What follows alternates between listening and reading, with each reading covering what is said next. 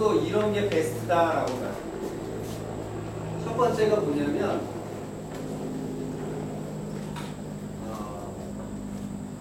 될 수 있으면 싱글톤은 쓰지 마세요. 싱글톤을 쓰지 말라라고 하는 건 뭐냐면 인스턴스가 한 개밖에 없는 거예요. 인스턴스가 한 개밖에 없는 걸 싱글톤이라고 하는데 싱글톤을 쓰지 마실 거예요.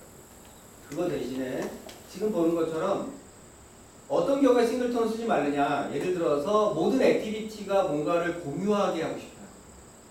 무슨 얘기인지 아시겠죠? 모든 액티비티가 어떤 관리를 위한 컴포넌트를 공유하고 싶은데 그 관리를 위한 컴포넌트를 공유하려고 할 때 이거를 싱글톤이라고 하는 걸 통해서 공유하지 말라는 거예요. 이거보다는 지금처럼 애플리케이션을 따로 등록해서 확장해서 쓰라는 거예요. 예를 들어 지금 이 커먼 데이터 서비스라고 하는 걸 제가 지금 만들었어요. 이 커먼 데이터 서비스를 어디에다 확장해서 넣은 걸 볼 수 있어요? 애플리케이션에 확장을 했죠? 이 애플리케이션에 확장을 했다라고 하는 건 뭐냐면 애플리케이션이 누구를 관리할 것 같아요, 여러분? 액티비티를 관리하겠죠. 그러니까 여러분들의 앱이라고 하는 건 실제로는 안드로이드 애플리케이션인 거죠? 그 안드로이드 애플리케이션을 확장을 하면 거기에 기능을 추가할 수 있겠죠. 그럼 여러분들의 액티비티들은 이 애플리케이션 통제하에 있게 돼요. 그럼 애플리케이션에 공통 모듈을 넣어주면 액티비티별로 뭔가를 관리하기 위한 객체를 끊임없이 새로 만들 필요가 없어요. 예를 들어서 여러분들이 데이터베이스를 설계하는 데이터베이스 관리 클래스를 만들었어요. 그렇게 할 수 있겠죠? 데이터베이스를 관리하기 위한 클래스를 만들었는데 이 데이터베이스를 관리하기 위한 클래스가 액티비티마다 다 뉴 해서 만들 수가 없겠죠. 그건 자원 낭비죠. 설계 자체의 낭비라고 할 수 있어요. 그래서 데이터베이스 관리자 자체를 여러분들이 설계하실 때는 일단 어디서 이 객체가 초기화되는 것이 가장 바람직하냐. 바로 애플리케이션. 애플리케이션이 한번 구동될 때 그때 데이터베이스를 관리하기 위한 클래스가 하나 객체가 만들어지고 그럼 액티비티들이 데이터베이스 작업을 하고 싶으면 어떻게 될까요? 애플리케이션 보고 야 데이터베이스 서비스 좀 다 줘봐. 저렇게 하게 되면 데이터베이스 서비스를 액티비티가 생성하지 않는다는 거죠. 그죠? 통합 창구를 하나 마련하라 그 얘기예요. 소위 말해서 똑같은 작업을 여러 번 하게 하지 말라 그 얘기예요. 안드로이드 보고 액티비티 화면이 딸랑 하나만 갖고 보여주는 앱은 이 세상에 없을 거예요. 그렇죠? 여러분들 앱을 만들다 보면 액티비티는 분명히 2개 이상 계속 생성해서 처리를 해야 된단 말이죠. 액티비티가 2개 이상 계속 생성해야 되는데 그거를 그때그때마다 나는 데이터베이스를 관리하기 위한 매니저를 새로 만들 거예요. 메모리 풍족하신가 봅니다. 불필요한 작업을 여러 번 하게 됩니다. 그래서 불필요한 작업을 최소화하는 것이 이 모바일 장치에 있어서 하나의 관건이에요. 성능을 높이는. 그러다 보니까 애플리케이션을 여러분들만의 애플리케이션으로 등록해 주시고 그 안에 공통 모듈은 모두 심으라고요. 네트워크와 관련된 있는 기능, 데이터베이스와 관련된 기능, 소위 말해서 액티비티들이 공통적으로 같이 쓰는 것들 있잖아요. 여러 개의 액티비티들, 그죠? 액티비티들이 공통으로 같이 쓰는 기능들이 되게 많아요. 그래서 그런 공통적인 기능들은 다 애플리케이션에 모아서 딱 때려 넣어준 다음에 액티비티에서는 그거에 대한 그 주소만 얻어오는 거예요. 애플리케이션, 너 데이터베이스 관리자 있다며? 그거 좀 줘봐, 빌려줘. 갖다 쓰고. 이게 하나의 설계 노하우입니다. 그래서 설계 노하우가 하다 보면 이런 거를 잘 짜서 이 불필요한 반복을 줄이게 돼요. 이렇게. 그 다음에 유틸리티 클래스를 잘 만드셔야 돼요. 이런 유틸리티 클래스를 잘 못 만드시면 나중에 정말 짜기 힘들어져요. 왜냐면 어떤 거는요 반복적인 작업이 굉장히 심한 경우가 있어요. 지금 이 코드가 그래요. 홈페이지로부터 서버랑 통신하고 싶어요. 그래서 서버에서 데이터를 긁어다가 내가 모바일 게시판을 만들고 싶어요. 뭐 그렇게 하고 싶은 경우가 분명히 있겠죠? 그렇죠? 서버에다가 누군가가 뭐 사진을 업로드했어요. 그 업로드한 사진들의 목록을 내가 쫙 앱으로 받아보게 하고 싶어요. 그럼 사진들을 목록을 쭉 받아보려면 그 목록을 서버로부터 전송받아야 되죠, 데이터를. 그렇죠? 그러니까 소위 말해서 서버와 통신이라는 걸 해야 돼요. 근데 서버와 통신이라고 하는 건 목록을 따강 받을 때만 쓰는 건 분명히 아니겠죠. 글을 포스팅할 때도 쓸 거고요. 수정할 때도 쓸 거고 삭제할 때도 쓸 거고 분명히 서버랑 통신하는 메시지를 되게 많이 주고받을 거 아니에요. 그럼 그때마다 다 이거를 주거니 받거니 하는 걸 계속 새로 짜서 새로 메소드마다 다 이걸 뉴뉴뉴뉴 계속 할 필요가 있겠어요? 없겠어요? 그것도 또 불필요한 일을 하는 거죠. 그래서 네트워크의 기능을 이용한다면 예를 들어서 네트워크 유틸 같은 클래스를 만들어요. 그래서 공통적인 기능을 공통적인 유틸리티 클래스로 작성을 해서 거기에 있는 기능을 저런 식으로 객체를 만들지 않는 상태에서 스테이틱하게 바로 호출할 수 있게 해라는 거예요. 이거는 정적으로 호출되기 때문에 객체가 안 만들어요. 그죠? 메소드만을 이용하는 거잖아요. 그러니까 메소드만을 잔뜩 가지고 있는 정적인 클래스를 하나 만들어요. 그래서 저런 클래스에서 그냥 기능만 호출하면 되겠죠, 쟤네들은. 여러분들이 하실 때, 작업하실 때 기능만 호출하면 끝나는 그런 클래스를 이용하시라는 거예요. 저런 걸 우리가 유틸리티 클래스다. 설계 자체가. 그 다음에 이제 그 프레임워크를 최대한 활용하시라라고 합니다. 예를 들어서 현재 옛날하고 많이 달라져서 안드로이드가요. 이 남들이 이미 안드로이드 개발을 위한 프레임워크를 상당히 많이 만들어놨어요. 안드로이드뿐만 아니라 안드로이드 외에 제3의 API들이 되게 많아요. 그걸 최대한 활용하면 여러분들이 크게 손 안 대고도 굽힐 수 있어요. 손 안 대고 굽히는 거 얼마나 힘든 일이잖아요. 그죠? 힘든 일인 줄 알죠? 그래서 되게 쉽게 할 수 있는 것들이 있어요. 예를 들어서 이 지슨 같은 경우에는 제이슨으로 통신할 때 되게 힘들어요. 서버랑 제이슨으로 통신하려면 막 파싱해야 되고 디코딩 해야 되거든요. 근데 지슨은 얼마나 간편하냐면 서버랑 통신해서 가져올 때 서버에 제이슨에 들어있는 여러 가지 필드들을 알아서 얘가 내가 만들어 놓은 클래스 안에다가 데이터를 부어줘요. 나는 객체가 생성이 되기 때문에 그냥 쓰면 돼요. 편리하죠. 내가 파싱하는 과정을 생략할 수 있어요. 누가 해주냐면 대신 얘가 파싱해줘요. 제이슨으로부터 객체를 만들어줘요. 저런 게 이미 만들어져 있는 프레임워크예요. 근데 저걸 쓰면요 생산성이 몇 배로 올라가요. 일일이 통신해서 막 서버에서 전달되어 있는 메시지를 분석해갖고 이걸 데이터를 추리는 과정이 있어요. 서버에서 메시지가 올 거 아니에요, 그죠? 서버에서 데이터가 떨어지는데 이걸 추리려면 얼마나 신경질 나겠어요, 그죠? 근데 그 추리는 과정을 안 하셔도 된다는 거예요. 추릴 필요 없어요. 얘가 추려줘요. 지슨이 추려주는데 그 지슨 프레임워크를 이용하게 되면 여러분들이 별도로 뭐 문서 내에 어디 있는 데이터를 찾아갖고 이거를 가져가 쓸게요 이렇게 하실 필요 없잖아요. 그냥 데이터가 들어갈 공간만 만들어 놓고 여기다 보여주세요 이런 말이에요. 여기다 데이터 보여주세요. 그러니까 코드가 짧아질 수밖에. 이 두 줄로 끝나는 거예요. 사실. 코드가 짧아진다라고 하는 거는 이 처음 공부할 때는 되게 당황스러워요. 왜냐하면 뒷단에서 어떤 일이 벌어지는지 아무도 몰라요. 그게 문제, 이런 프레임워크의 문제는 뭐냐면 뒤에서 무슨 일이 벌어지는지 몰라요. 그런데 쓸 땐 너무 편해요. 그릇만 만들 줄 알면 되는 거예요. 데이터가 들어갈 그릇만 만들 줄 알면 그 해당하는 그릇에 데이터가 자동으로 부어지니까 편하다. 한번 구경해보고 싶으면 한번 딱 어떻게 그 안에서 들어가는지 한번 알려드릴 수가 있어요. 자, 그 다음에 이제 여러분들 과제하다 보니까 가장 많이 실험하게 된 게 바로 이 데이터베이스. 그렇죠? 데이터베이스는 많이 실험하셨죠? 저것 때문에 제일 힘들어 하시는 거 같아요. 데이터베이스. 근데 원래 안드로이드의 데이터베이스가요, 이 개발자들을 골탕 먹이려고 만든 게 아니에요.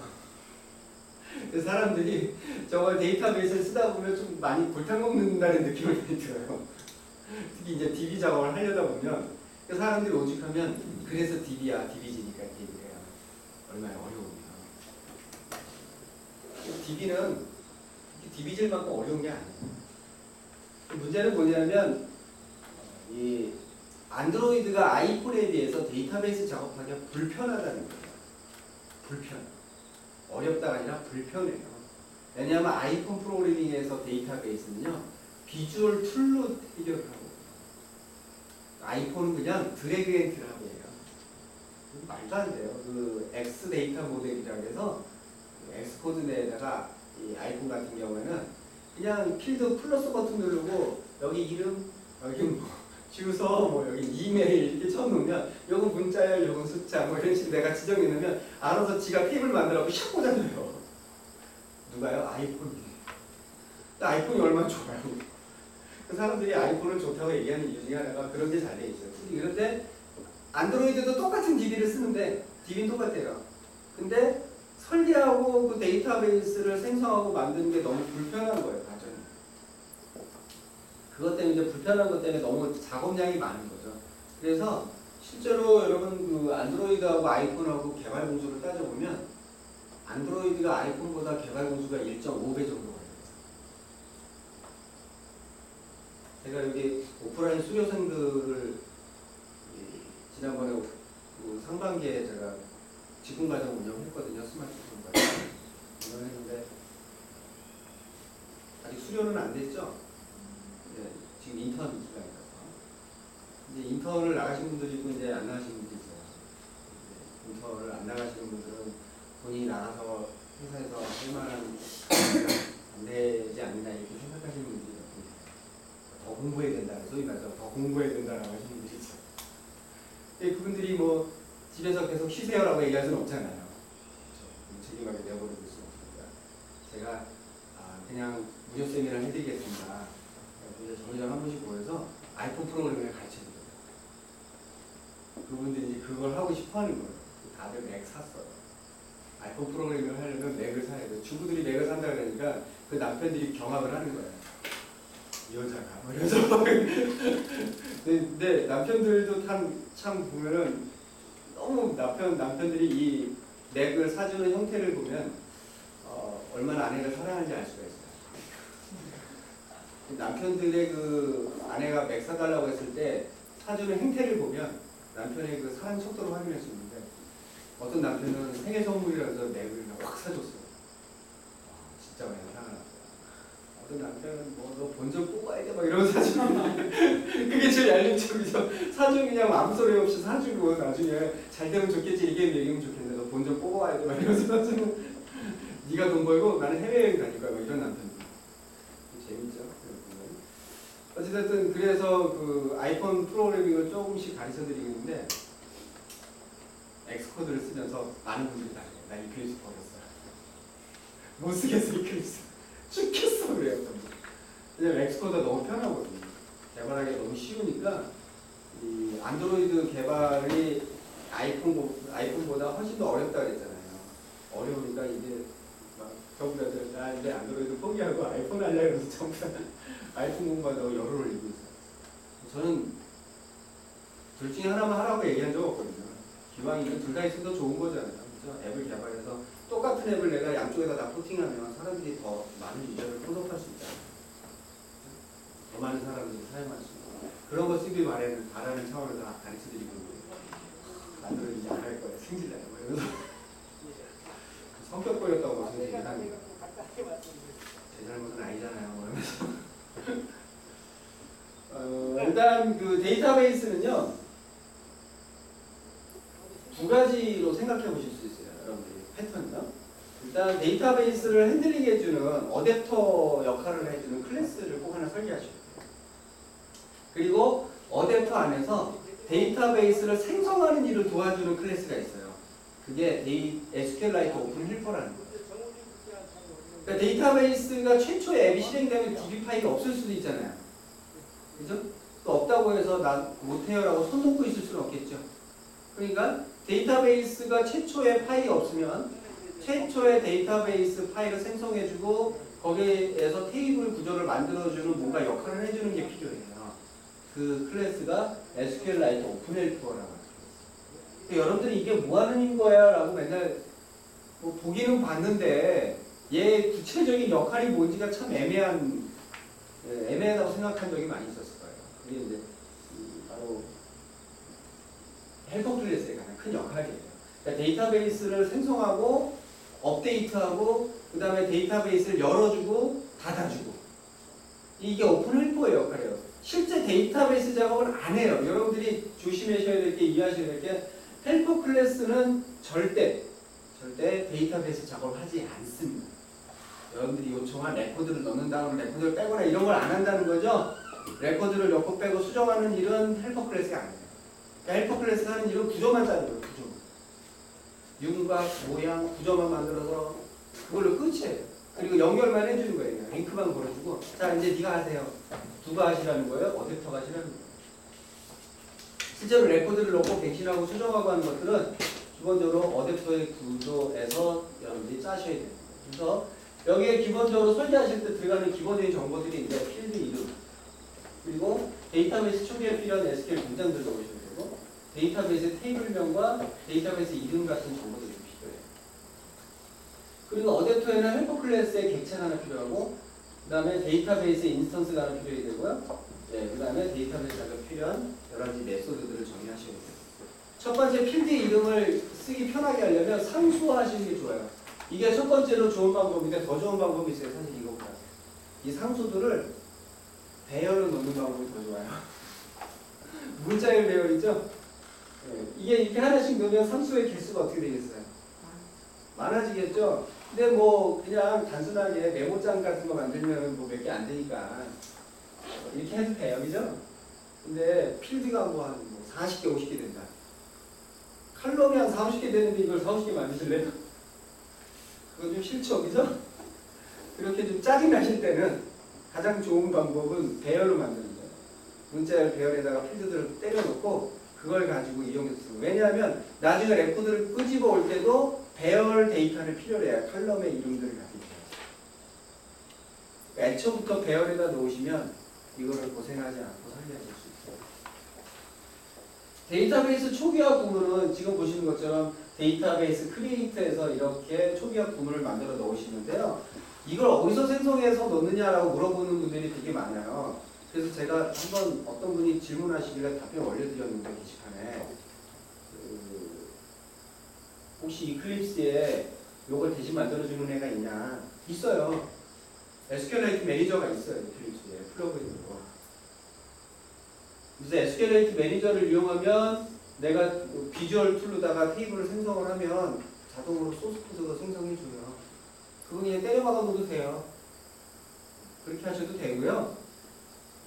또 그 파이어폭스에 가보면 SQLite 매니저라고 플러그인이 있어요. 브라우저에. 걔도 그걸 해줘요. 파이어폭스가 별 희한한 기능이 많은데 파이어폭스를 이용을 하면 SQLite 파일을 만들어주고 심지어는 그 안에 들어있는 쿼리 같은 걸 여러분들이 다 테스트해 보실 수 있어요. 잘 먹는지. 쿼리가 잘 먹는지 테스트해 본 다음에 그걸 카피해서 쓰면 된다는 거죠. 그런 식으로 해서 여러분들이 작업을 하시면 됩니다. 근데 저는 이클립스 버린 지 좀 됐어요. 얼마 전에 여러분들이 이클립스 때문에 스트레스 받는 거 보고 나도 앞으로는 이클립스로 수업하지 말아야지. 그리고 바로 이클립스 내다 버리고요. 다른 키로 바꿨어요. 근데 그게 안드로이드 개발에서는 엑스코드와 같은 멋진 도구예요. 안드로이드용 엑스코드가 있어요. 이름은 좀 다르지만 애플처럼 되게 편하고 쉬운 툴이 있어서 그걸 바꿨어요. 그럼 이제 데이터베이스 이름은 이렇게 주시면 되는데 반드시 .db라고 하실 필요 없어요. 확장자는요 별로 의미가 없어요. SQLite는요. 그러니까 .db, .SQLite 뭐 마음대로 하셔도 돼요. 확장자. 여러분 마음대로 하셔도 돼요. db 파일. 그 다음에 테이블 이름 넣으시고 버전명은 꼭 숫자 1번부터 시작하시고. 헬퍼 클래스의 모양은 이렇게 생겼어요. 그래서 헬퍼 클래스 하면은 기본적으로 생성자가 있는데 데이터베이스 이름하고 버전을 반드시 전달해 주셔야 돼요. 이걸 전달해 주지 않으면 난리 나겠죠. 못 만들어요.